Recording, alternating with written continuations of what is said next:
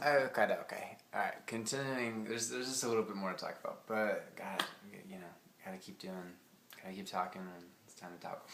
So, what were we just talking about? Saturn retrograde.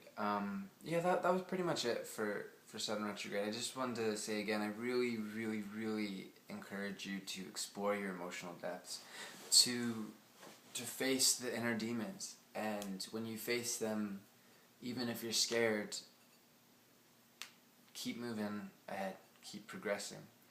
And there's when you face your biggest fears, that's when they have no power. It's only when you run from them that they really can control you in ways that are very subconscious.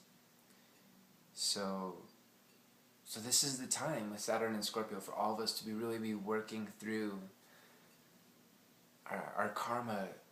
What Saturn represents, our karma in very deep emotional ways, in healing rebirth ways, and allowing yourself always, but especially during this transit, allowing yourself to cry when necessary, allowing yourself to feel. Probably the most challenging thing you can do for yourself in your life during this time is to shut down emotionally, and it'll make you incredibly sad and angry also if you do that, and it'll just not be no bueno. It'll be no good. That it's better to face the fears and get through them than to be ruled by them for forever.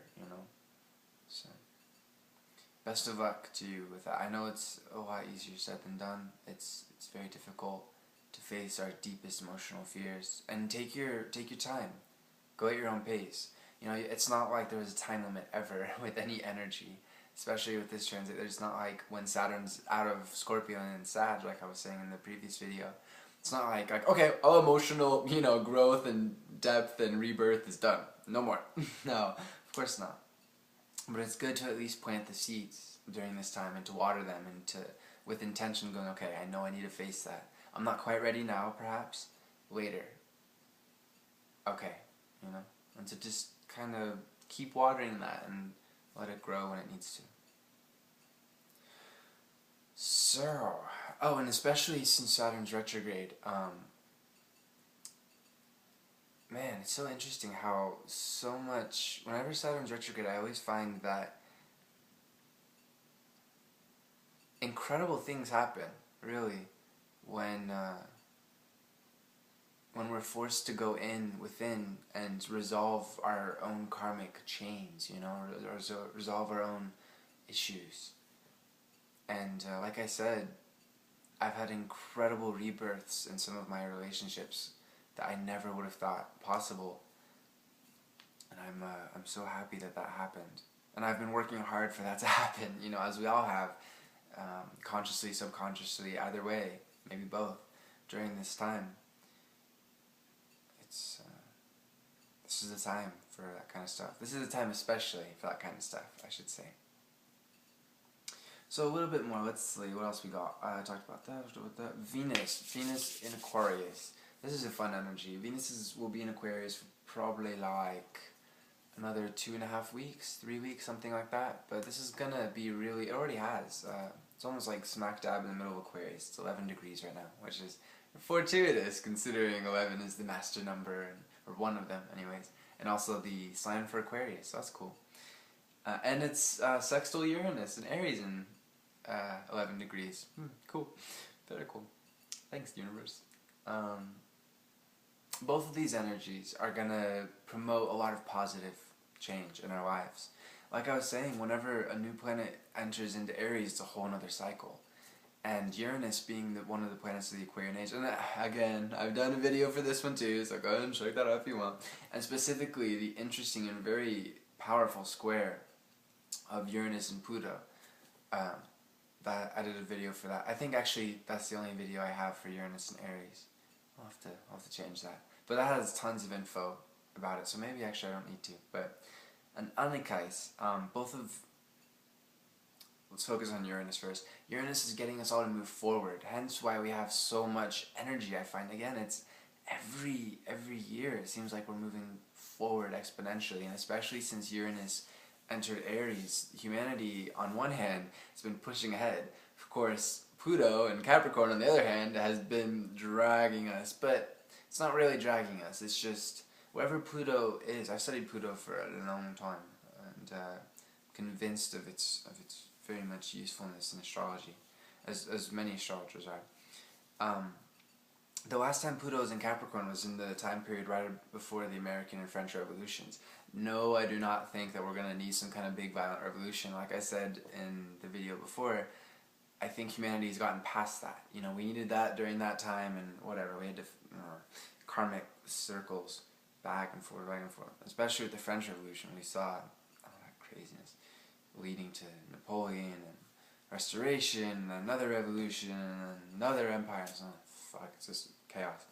In any case, Pluto and Capricorn is getting us to, I'm not going to go into that too much, I've already talked about it, but just a little blurb. Now is the time for us to figure out our governmental system, our education system, and I need to do a video about that. Reforms and a lot of changes that need to happen. Economic system, the wealth disparity and whatnot. These challenges are very real, and also the challenge of having an international movement for peace and solidarity, past national boundaries, past any ridiculous ethnic boundaries or anything. That unity of all of us coming together. That's at play, and it has been, and it will be for, I think, until 2022, since Pluto's in Capricorn and whatnot. And again, if you want to check that out, please, I invite you to check out that video, Uranus square Pluto. But in any case, yeah, Uranus in Aries, nice influence of us moving forward, so excellent. And Venus in Aquarius for the next couple weeks. We're all going to be friendly, tolerant, a little eccentric. We're going to be hanging out. I've hung out with friends so much with this energy, and actually last night, and just been having a lot of great conversations and a lot of just interesting, spirited interactions. Especially since Mars is in Libra, another air sign. There's been a lot of cool intellectual back and forth and just talking back and forth. And that'll continue for the next couple weeks, so that's awesome. That would be a really nice influence with all of this dreamy, watery Pisces energy and all this, let's go, move ahead, Aries energy. So that'll be fun. So yeah, spend time with friends, hang out, meet new people, just go wherever the wind blows. That's the whole thing of Venus in Aquarius, is not being tied down. Being loyal to friends, but ultimately moving around, It's a big part of this energy. And let's see, pretty much the last thing I thought was is worth talking about is Jupiter and Cancer. Jupiter, and I think I did a video about this, Jupiter went retrograde November 7th. Oh wow, that was a long time. And it went direct March 6th. And again, everything I was talking about before of retrograde and exploring the inner and growing internally, since it's Jupiter, it's an expansion. It's expansion of our horizons and our consciousness especially. And so, rather recently, let's see, March 6th, I don't even know, what's today? Okay, just under 2 weeks ago, just under 2 weeks ago, Jupiter went direct. And when a planet goes direct, it can take a while for all of that inner growth, especially if it's, Jupiter, Saturn, Uranus, one of the more outer planets, farther away from us. It can take a little while for that planet to kind of kick into gear, and to implement. In fact, it takes quite a while to implement some of those echelons of growth experienced inwardly, especially with Jupiter. So it's cool, we're getting into that period, what's the astrological term? The shadow of the retrograde. I believe we're nearing the end of the shadow. I'm not sure though, I need to study that phenomenon more. But certainly I felt it in my life. As Jupiter's gone direct in the last 2 weeks, there's been more and more growth and more opportunities. And for all of us, Jupiter in Cancer is a really sweet energy. It's said to be exalted in astrology. And considering we're all influenced by this, family life, emotional life, especially in relation to our moms, and even if, our moms aren't here, then our moms through the spirit world, it's a very psychic energy as well, very emotional. All of that is growing in all our lives, and that's just a really, really nice energy, especially with Pluto and Capricorn, hence their opposition. There's been some ridiculous, gross excesses, for sure, with that opposition. And it's really sad. We've seen some deaths through that excess. Philip Seymour Hoffman, for example. Tragic. But, every soul chooses every soul chooses. We have free will. And so even with destiny and fate and karma and all that, it's up to us to choose. And apparently it was... his soul knew that was the right moment to go, as is the case with all of our deaths, as tragic or traumatic they may be. So, it's important to, especially with Saturn and Scorpio, it's important to investigate our emotions, to come to terms with them, to heal, and to grow. Jupiter in Cancer is all about growing emotionally. And Jupiter will be in Cancer until, I want to say, late August for Leo. Yay! I'm happy. We got my Jupiter return this year. Yeah. So it's a really, especially with Mercury, they're trying right now, nice. Especially with Mercury and Jupiter in water signs. This next month will be very fortuitous. I've been using that word a lot lately. Very healing on a lot of deep emotional levels. And go wherever the emotions take you. If you need to cry, cry. If you need to be by yourself, be by yourself. But honor your emotions. During this next month, I think that's going to be a big theme, is with all this Piscean energy and all this Aries moving ahead energy, we're going to feel that kind of, that tension between those two different signs. And it'll be really important to be in tune with that tension, and to investigate it, and find its sources, and find how to resolve it. All tension can be resolved, you just have to be patient and keep working at it, finding different ways. Real ways, true ways, not just burying it under, alcohol or drugs or destructive behaviors or whatever. No, really investigating it and coming to terms and ultimately finding love to heal.